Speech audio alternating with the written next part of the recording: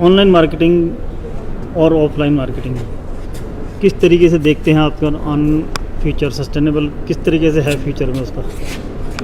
उनसे मार्केटिंग जो है वो बहुत क्रूशियल पार्ट है बिज़नेस का, चाहे आप ऑनलाइन बिज़नेस कर रहे हो चाहे आप ऑफलाइन बिज़नेस कर रहे हो। तो मुझे पर्सनली ऐसा लगता है कि मार्केटिंग कभी ख़त्म नहीं होने वाली है और आई स्ट्रांगली बिलीव कि मार्केटिंग को कभी ख़त्म भी नहीं होना चाहिए।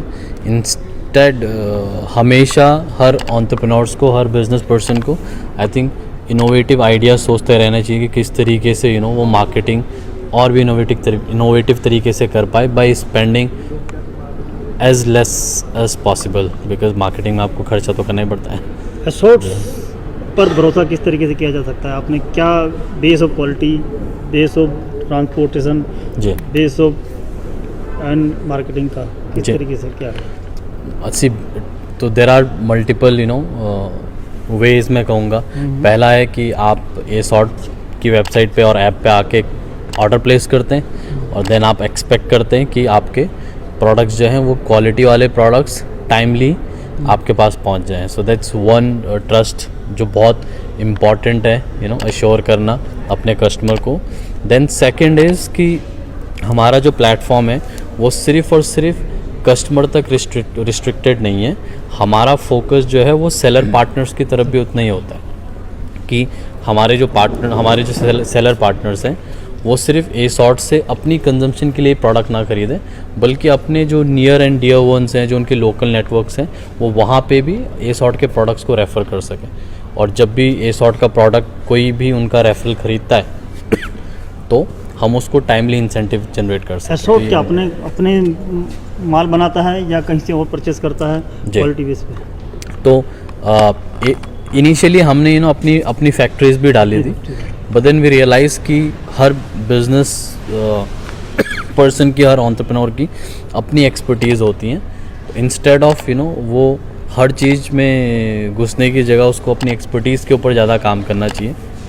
तो आज जब हम ये डिस्कशन कर रहे हैं तो स्टैंडिंग टुडे हम डायरेक्टली कोई मैन्युफैक्चरिंग नहीं करते। हमारा पैन इंडिया डिफरेंट सिटीज़ में, डिफरेंट स्टेट्स में डिफरेंट फैक्ट्रीज़ के साथ टाई अप है जो हर कोई अपने प्रोडक्ट मैन्युफैक्चरिंग में एक्सपर्टीज़ रखते हैं। फॉर एग्जांपल शर्ट एक प्रोडक्ट है, then there is denim, there is formal pant, T shirts, polos, blazers, and then of course female के प्रोडक्ट्स की तो बहुत बड़ी इन्वेंटरी। आपने कभी फ्रेंचाइज की बात सोची कि फ्रेंचाइज और दिए जाए और स्टेट वगैरह में कहीं पिन कोड सिस्टम से? जी, तो सी एज टाइम पर बिल्कुल राइट नाउ हमारा कोई फ्रेंचाइजी नहीं है। हम वन स्टॉप शॉप है, हम खुद ही अपने ऑपरेशन को पैन इंडिया रन कर रहे हैं।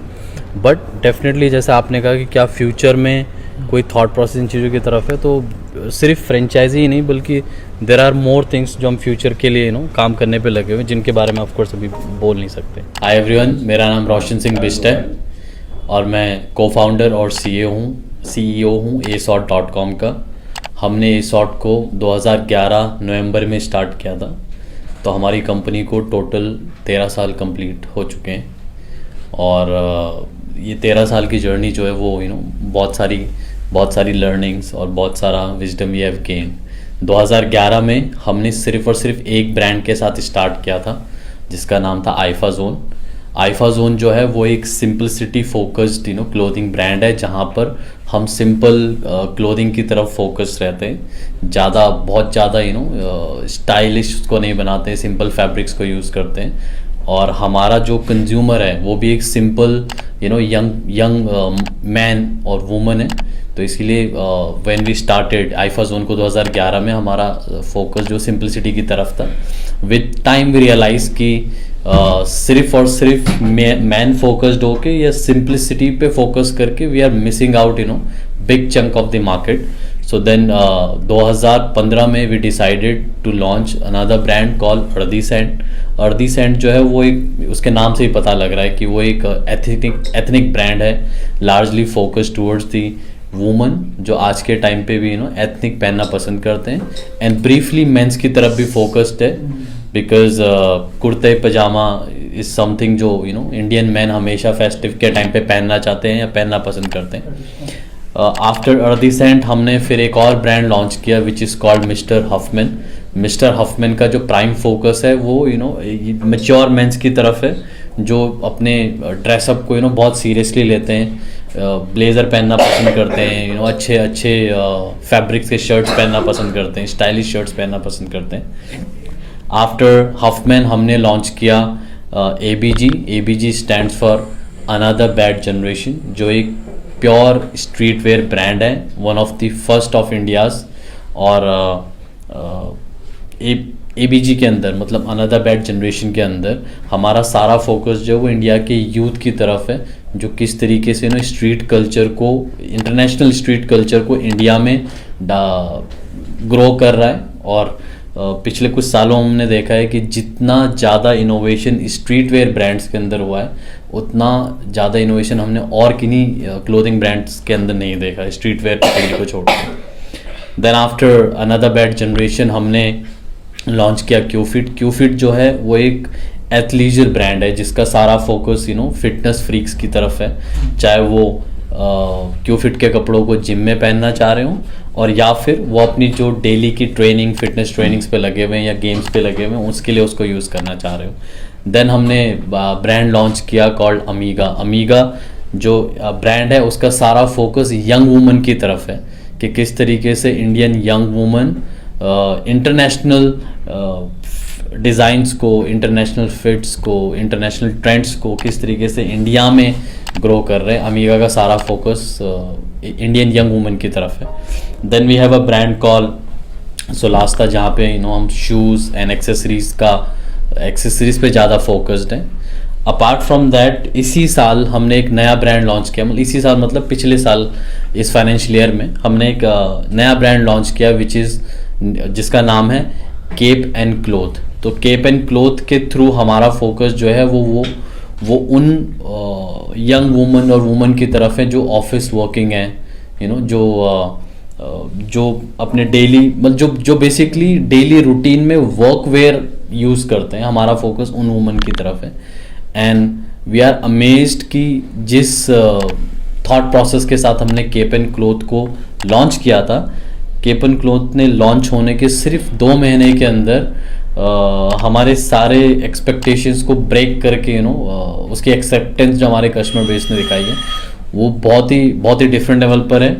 एंड वी आर हैप्पी कि with every single new launch हमारी जो टीम है वो हमारे कस्टमर्स को और बेटर तरीके से जान पा रहे हैं। सो आज 13 साल हो चुके हैं एसॉर्ट को रन करते हुए। हमारी जो कम्युनिटी, हमारा जो सेल्स फोर्स है बेसिकली वो पैन इंडिया स्प्रेड अराउंड है।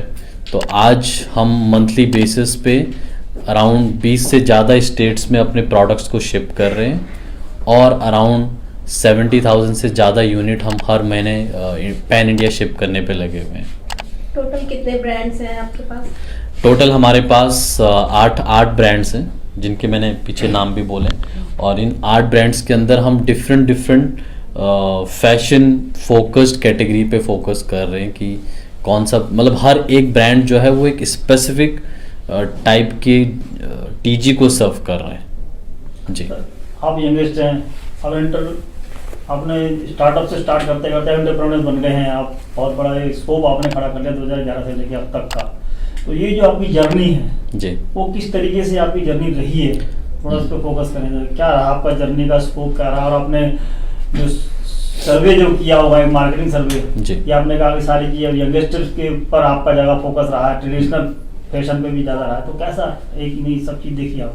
जी, तो सी मैं ना कोई बिजनेस फैमिली से नहीं आता हूँ कि आप अपना पहला बिजनेस स्टार्ट करो और आपके आसपास 10 अलग अलग कंसल्टेंट है जो आपको बता रहे हैं कि मार्केट साइज क्या होगा, पोजीशनिंग क्या होगी, दिस एंड दैट।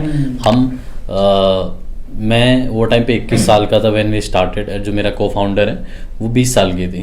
तो जब हमने स्टार्ट किया तो we were like really young guys, इतना, और ना ही हम कोई बिजनेस एजुकेशनल बैकग्राउंड से आते हैं कि हम बड़ी बड़ी डिग्रियाँ लेके आए हुए हैं। The thought process was really simple कि यंग इंडिया ग्रो कर रहा है, और अगर किसी भी बिजनेस को अपने आप को अगले 10, 15, 20 साल के लिए इस मार्केट में इस्टेब्लिश करना है तो तो वो यंग जनरेशन से अपना ध्यान नहीं हटा सकता है। एंड फॉर्चुनेटली हम खुद 20-21 साल के थे वो टाइम पे, तो we were able to connect more with वो टाइम की यंग जनरेशन के साथ। एंड वी अंडरस्टूड कि 2011 में जो यंग जनरेशन थी वो रेडीमेड फैशन की तरफ बहुत टिल्टेड दिखाई दे रही थी।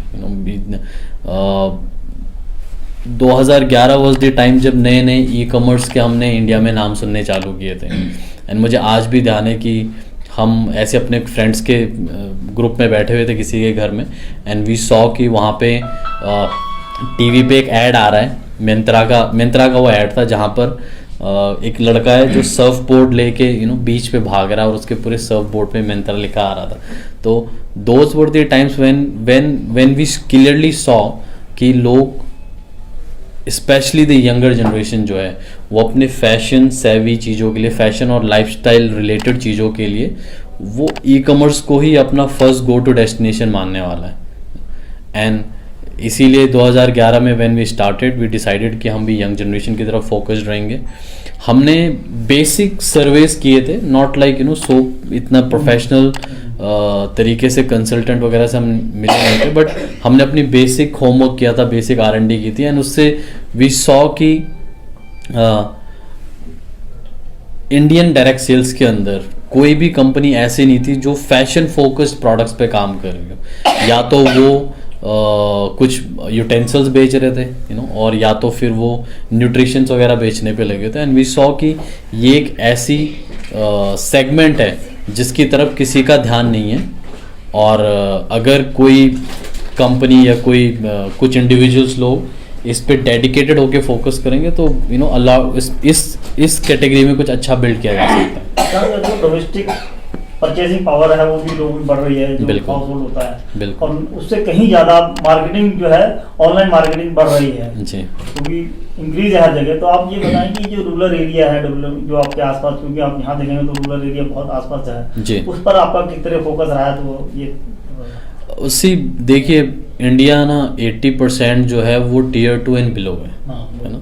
सिर्फ मोटा मोटी 15 से 20% इंडिया ऐसा है जिसको आप अर्बन और Tier 2 बोलोगे, rest it's all Tier 3 and below. तो अब जब जो ये स्टार्टअप्स की जो होड़ है इनिशियली सबका फोकस जो होता है वो Tier 1 सिटीज़ की तरफ होता है, बिकॉज Tier 1 सिटीज़ में सब कुछ ऑलरेडी एक्सेसिबल है, वहाँ पे लॉजिस्टिक्स आपका सेट है, इंटरनेट स्पीड्स आपकी बहुत अच्छी हैं। बट जिस तरीके से आप लोअर टियर की तरफ जाना चालू करेंगे, रूरल इंडिया की तरफ जाना चालू करेंगे, आपको क्लियरली दिखाई देगा कि आज भी कितनी सर्विसेज ऐसी हैं जिनको हम Tier 1 में तो बड़े मज़े से उन चीज़ों को यहाँ पे पा लेते हैं, बट रूरल इंडिया की तरफ उन चीज़ों को आइडेंटिफाई कर पाना कि वहाँ पे वो चीज़ें अवेलेबल है नहीं है, बहुत बहुत मुश्किल है। सर मार्केट में और भी इस तरह की कंपनीज हैं ई कॉमर्स, तो लोग एसॉर्ट में ऐसा क्या खास है जो इसे चुने एसॉर्ट? उसी हमारा ना फोकस सिर्फ और सिर्फ कस्टमर को प्रोडक्ट बेचने तक नहीं है, हमारा फोकस इस चीज़ पे भी है कि किस तरीके से हम कस्टमर्स को अपने सेल्स फोर्स में या सेल्स टीम में कन्वर्ट किस तरीके से कर सकते हैं। तो एसॉर्ट का एक बहुत ही प्यारा लॉयल्टी प्रोग्राम है जिसके थ्रू कस्टमर सिर्फ और सिर्फ एसॉर्ट से कंज्यूम करने के लिए प्रोडक्ट नहीं खरीदता, बल्कि अगर वो एसॉर्ट के प्रोडक्ट्स को सेल करे तो उसके थ्रू इंसेंटिव भी कमा सकता है, कमीशन भी कमा सकता है बेसिकली हर सेल पे जी। सर आपने पैन इंडिया फैलने की कोशिश की और अच्छा बिजनेस भी खड़ा किया और यूथ के ऊपर काफी ध्यान भी दिया। इंटरनेशनल मार्केट पर आपका क्या कहना है, क्या उसको भी कवर करने का इरादा रखते हैं फ्यूचर में? Well to be honest I think हर बिजनेस को इंटरनेशनल सोचना ज़रूरी है, और इंटरनेशनल जो है वो हर बिजनेस के लिए एक एस्पिरेशन होनी चाहिए। बट यहाँ पे ना मेरा ये भी पर्सनली मानना है कि इंडिया बहुत बड़ी मार्केट है, एंड सिर्फ बहुत बड़ी मार्केट नहीं है, ये एक डेवलपिंग मार्केट है, ये डेवलप्ड मार्केट नहीं है।